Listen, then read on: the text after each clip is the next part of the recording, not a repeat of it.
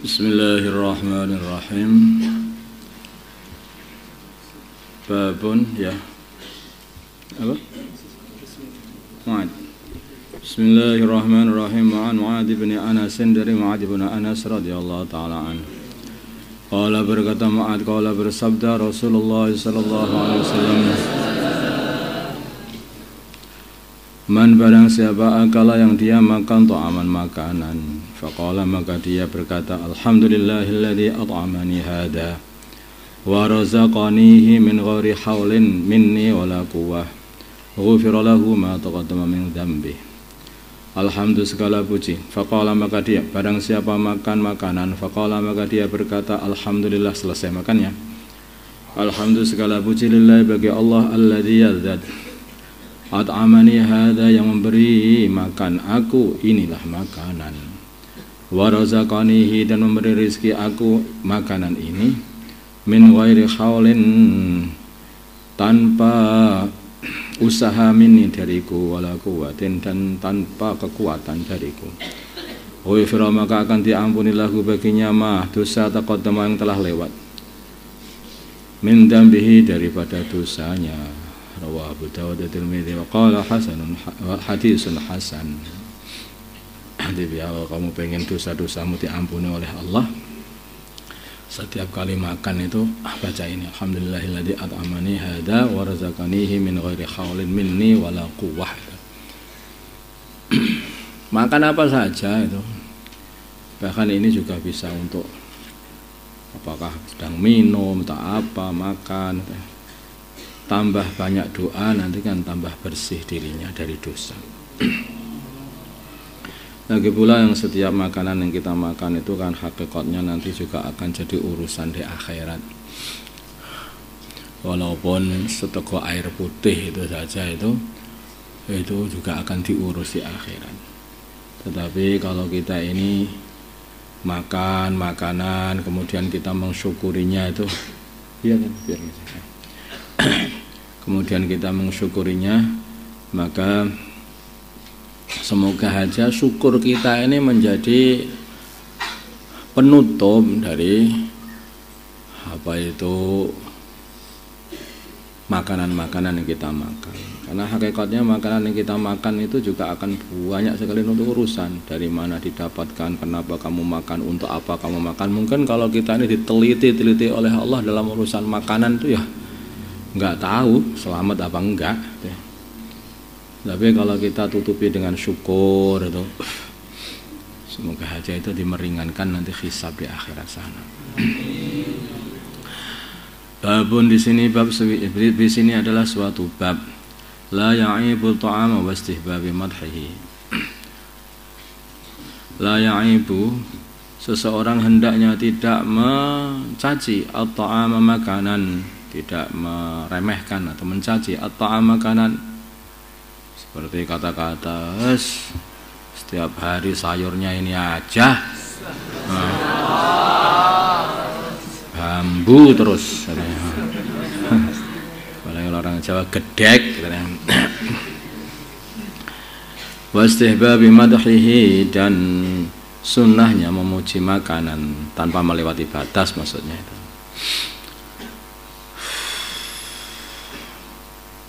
Jadi orang itu jangan menghina makanan ya. Jangan menghina makanan. Makanan yang diberikan oleh Allah pada kita ini, kamu lo nggak bisa buat tempe aja. Memangnya kamu bisa buat tempe? Kan kamu juga tidak paham kandungan apa yang terkandung dalam tempe itu. Nah, itu banyak gizinya, itu banyak nutrisinya. Namanya nggak paham kan kamu. Makanya disyukuri. Bahkan kalau makanan disyukuri nanti barokah. Kalau barokah jadi kesehatan, jadi penyembuhan penyakit, jadi kekuatan untuk tahajud, kekuatan untuk belajar. Walaupun makan daging ya, tetapi sudah nggak pakai bismillah, tahu-tahu yang geblak begitu saja. Nah, karena apa? Ya karena nggak disyukuri. Akhirnya bukan tambah kuat, tapi tambah nggak dapat tahajud. Kemarin yang makan daging paling banyak siapa? Habis makan daging kenyang bisa tahajud nggak? Loh, kok bilang Allah itu loh.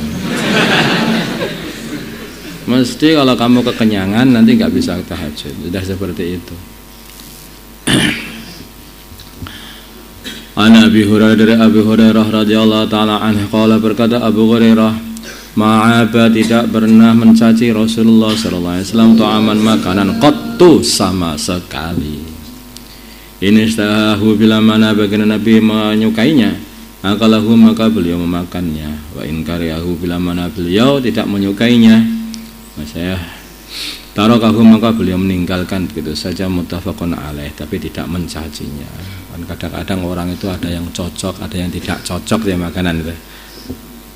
Makanya kadang-kadang orang yang punya sakit yang tidak kuat makan pedas, banyak sayurnya pedas itu.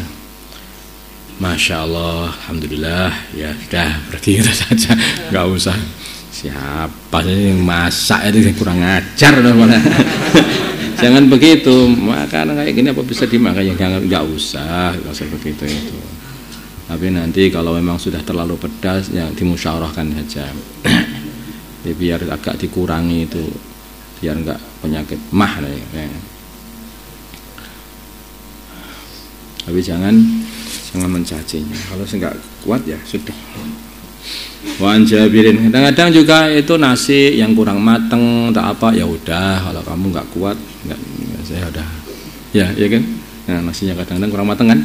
Nah, ini dapur, yang dapur paham nggak dapur aja.